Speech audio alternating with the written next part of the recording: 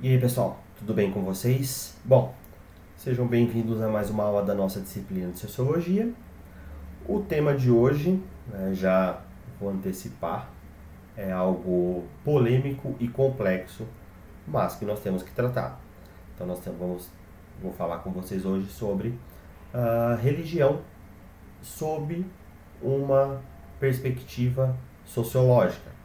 Então, o que nós temos que entender sobre essas questões. Então, o texto que eu passei para vocês, se vocês analisarem, ele tem uma postura comparativa e histórica. E isso vai permitir que vocês reflitam sobre a enorme diversidade no âmbito global de crenças e também de práticas religiosas. Ao longo do texto, os debates que o Giddens coloca são bem enraizados em uma consideração sobre mudanças sociais e a posição da religião como fenômeno dentro da modernidade. E esse tema é introduzido por intermédio de um exemplo, né, da cura de uma mulher bengalesa, atribuída aí à falecida Madre Teresa. Né. E essa cura é aceita como um milagre pela Igreja Católica Romana, enquanto grupos racionalistas na Índia questionam o seu status. Então, pessoal, a religião é um assunto sensível, como eu já disse no começo dessa minha fala, tanto para sociólogos profissionais, pesquisadores, professores e também para vocês. Então, o texto que eu quero, passando esse texto para você, é incentivá-los a estabelecer uma separação entre a fé e crenças pessoais, tá, e as suas atividades como analista, como fazendo uma análise sociológica desse tema. Né. Eu sei e entendo que essa é uma questão que pode ser considerada difícil, principalmente para aqueles que têm um maior aprofundamento na questão religiosa, que são mais devotos. Mas temos que ver, pessoal, que a diversidade representa um desafio para qualquer tentativa sociológica de oferecer uma definição substancial para a religião. Além disso, as tentativas de definição, frequentemente, elas vão ser vítimas de visões etnocêntricas que estão, que no contexto da sociologia ocidental, podem priorizar as dimensões monoteístas, sobrenaturais, morais e existenciais inerentes à tradição judaico-cristã. Então, a definição do texto concentra-se no que a religião faz. As religiões são uma forma de cultura implementada por meio de um conjunto de práticas ritualizadas por uma comunidade de crentes e que oferece um senso de significado ou propósito transcendental. Então, pessoal, a seção do texto que trata sobre as teorias da religião, elas vão se basear na contribuição dos três principais autores aí que nós temos na nossa disciplina, Marx, Durkheim e Weber. A afirmação de Marx sobre a função ideológica da religião é posta no contexto de sua dívida intelectual com Feuerbach, e seu uso da noção de alienação como a atribuição de valores e ideais humanos a um ser estranho, né, o que ele chama de uma deidade. Ao contrário de Marx, Durkheim e Weber dedicam parte considerável de sua busca intelectual ao estudo da religião. Bom, a análise de Durkheim enfatiza o papel da religião em promover a coesão social. A religião, para Durkheim, constrói uma distinção entre o sagrado e o profano, com aquilo que é sagrado separado e acima do mundo. A forma elementar da vida religiosa que é escrita por Durkheim é um estudo clássico que vocês devem dar uma olhada em paralelo com esse capítulo do Giddens. A religião não está ligada apenas a crenças pessoais, mas tem uma relação vital com rituais coletivos pelos quais se mantém a solidariedade grupal e se afirma uma visão do mundo coletiva. Essa crença coletiva é particularmente importante no controle de perturbações e transições sociais. Bom, mas ao contrário de Durkheim, Weber baseia sua análise em um estudo comparativo sobre as religiões mundiais e enfatiza o papel que a religião desempenha na transformação das sociedades. Com isso, ele vai relacionar a transformação das sociedades europeias para o capitalismo com as condições culturais criadas pelas religiões baseadas na salvação. Ao avaliar essas análises, o capítulo argumenta que elas não precisam ser incompatíveis. Né? Então, sem dúvida, é verdade, como dizia Marx, que a religião tem sido usada pelos poderosos como um instrumento para oprimir outros grupos sociais. Da mesma forma, temos vários exemplos de impacto, de desestabilização e transformação da religião, como foram enfatizadas por Weber. E a principal contribuição de Durkheim recai sobre a ênfase da importância social dos rituais religiosos. Então, a discussão da diversidade da religião advém das práticas em sociedades pequenas e do papel do chamado xamã dentro delas. O animismo e o totemismo são associados a essas sociedades, principalmente por serem sociedades politeístas, embora esse padrão de crenças também seja encontrado no hinduísmo. Ao longo do texto são apresentadas as principais características do judaísmo, cristianismo e islamismo, as três grandes religiões monoteístas do mundo. Então também vocês devem prestar atenção na discussão sobre os elementos teológicos compartilhados das religiões, particularmente a importância de profetas, bem como as diferenças entre eles e as diferenças internas de cada religião. Bom, o hinduísmo é a mais antiga das grandes religiões e diferencia-se por seu politeísmo e pela tendência de não separar crentes e descrentes. Então, pessoal, depois disso, a discussão das variedades de religião volta-se para as religiões éticas do Oriente, distinguidas pela falta de referência a uma deidade ou domínio sobrenatural. Ao analisar organizações religiosas, durante o capítulo, é introduzida a distinção clássica entre igreja e seita, proposta primeiramente por Weber, e com a adição posterior das categorias de denominação e culto que foram colocadas por Becker. Embora essas categorias possam ser termos analíticos produtivos, especialmente para considerar a tensão entre a pregação e o institucionalismo em organizações religiosas, elas também derivam e de muitas formas incorporam uma norma cristã. Então, pessoal, chamo a atenção de vocês aqui para o termo que é colocado novos movimentos religiosos, que cobre uma ampla variedade de grupos, cultos e seitas religiosas espirituais. Alguns derivam das grandes tradições religiosas, ao passo que outros são criações de líderes carismáticos. Os movimentos religiosos podem ser de afirmação do mundo, rejeição do mundo ou acomodação ao mundo. Então, pessoal, para alguns teóricos, a polaridade continuada desses grupos mostra que a religião e a espiritualidade permanecem centrais à vida moderna, mesmo que de forma transformada. Outros argumentam que a participação pode ser profundamente importante para o indivíduo, mas que esses grupos permanecem socialmente marginais.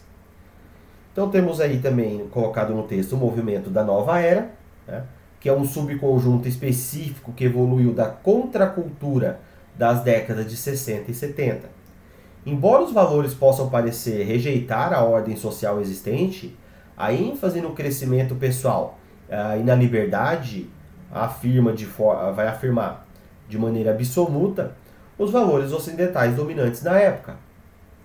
O gênero dentro da religião é uma categoria organizadora e a sexualidade é uma preocupação persistente de instituições e sistemas de crença religiosa. O cristianismo baseia-se em uma deidade masculina, considera como nosso pai e seu filho e, embora Maria tenha um status especial, ela é a mãe de Deus. Em organizações religiosas, algumas seitas permitem que as mulheres tenham um papel ativo juntamente com os homens, mas as principais igrejas acabam marginalizando a participação feminina. A Igreja da Inglaterra admite mulheres no clero desde 1992. No entanto, a Igreja Católica Romana permanece firmemente oposta a essa prática. Então, dentro da Igreja inglesa, existe um debate contínuo sobre a possibilidade de mulheres se tornarem bispas. Um debate ainda mais acalorado envolve a posição de clérigos homossexuais. Então, são todas questões que são colocadas no texto e que nós devemos refletir. Na sequência, o capítulo considera também a questão da secularização. Ainda que as crenças e organizações religiosas continuem a ter um papel importante na vida social de muitas sociedades, os sociólogos apontam para a diminuição da sua influência em diversas esferas da vida social.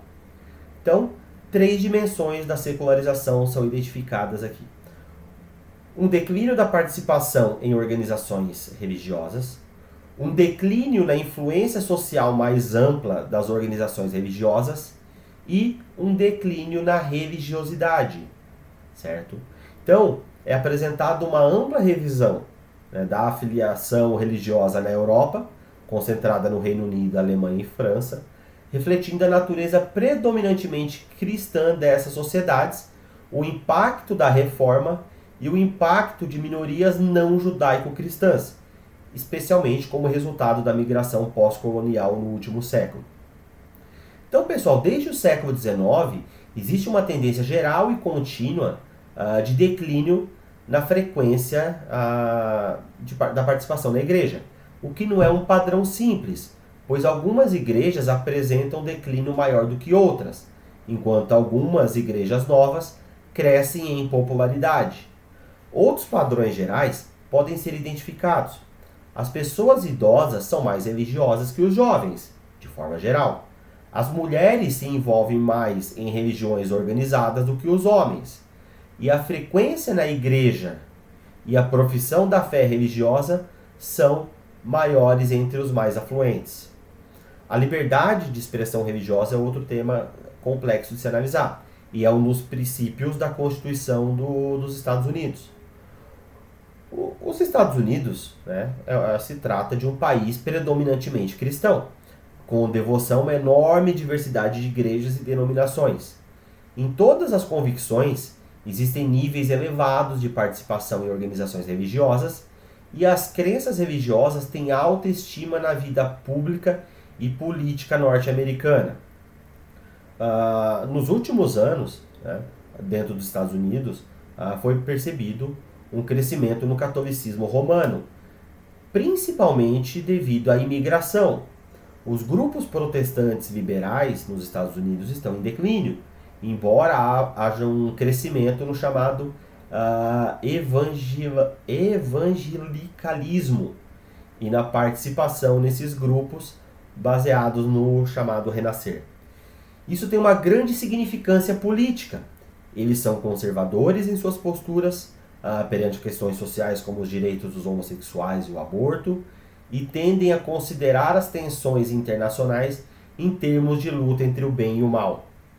A abordagem da economia religiosa é considerada, ali no quadro que vocês têm no texto, quando fala, intitulado Usando Sua Imaginação Sociológica. Então, propondo um modelo de mercado, os sociólogos que defendem essa abordagem acreditam que a competição entre diferentes grupos religiosos e entre crenças religiosas e seculares fortalece o mercado da participação e crenças religiosas.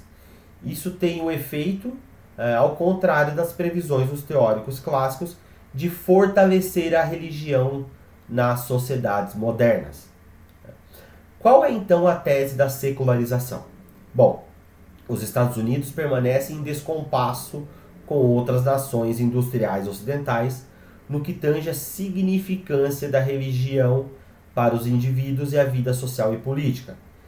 Em outros países, a significância da religião tem decaído em relação às três dimensões identificadas que eu coloquei anteriormente, mas a fé permanece forte, mesmo que não envolva a participação em nenhuma igreja específica.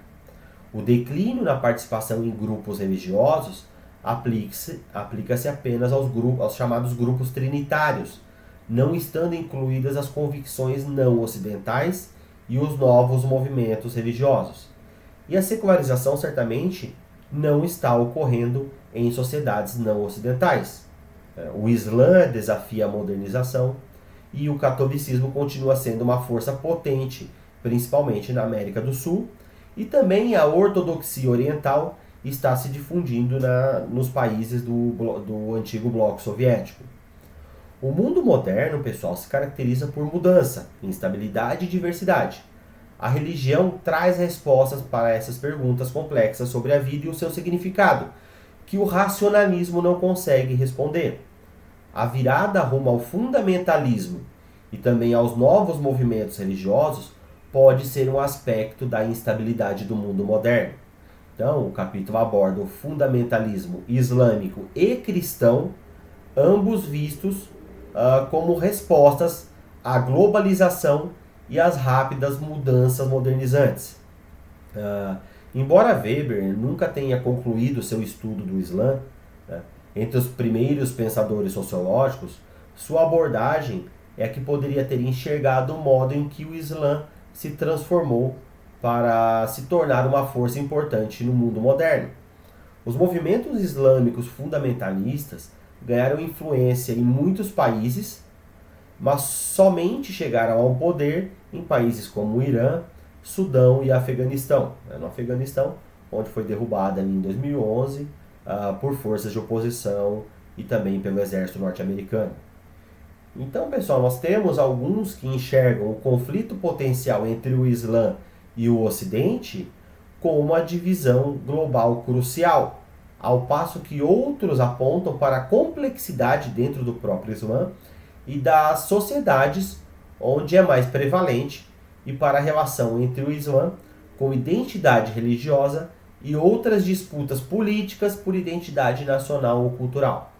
Então, pessoal, fica claro que apesar de ser um renascimento de crenças tradicionais, essa reação contra a modernização ocidental assume formas que apresentam características modernas. Particularmente nos Estados Unidos, o crescimento do fundamentalismo cristão e o desenvolvimento das chamadas igrejas eletrônicas costumam estar associados a valores da direita política nos Estados Unidos. E aí, pessoal, nós temos a nova direita cristã, que defende o retorno a valores tradicionais, e suas bandeiras são as questões relacionadas a aborto, a homossexualidade, a pornografia, o humanismo e a família fragmentada. Bom, pessoal, creio que eram isso os principais pontos que eu gostaria que vocês prestassem atenção no texto para nós podermos discutir essas questões que eu sei que elas acabam sendo um pouco indigestas para alguns de vocês, mas que precisam ser discutidas, porque a religião, ela, como o Durkheim colocou, ela tem um papel de coesão social e precisa ser analisada de forma adequada, certo? Bom, então aguardo vocês daqui a pouquinho para nós discutirmos sobre essa questão sob o ponto de vista sociológico, certo, pessoal? Muito obrigado e até a próxima.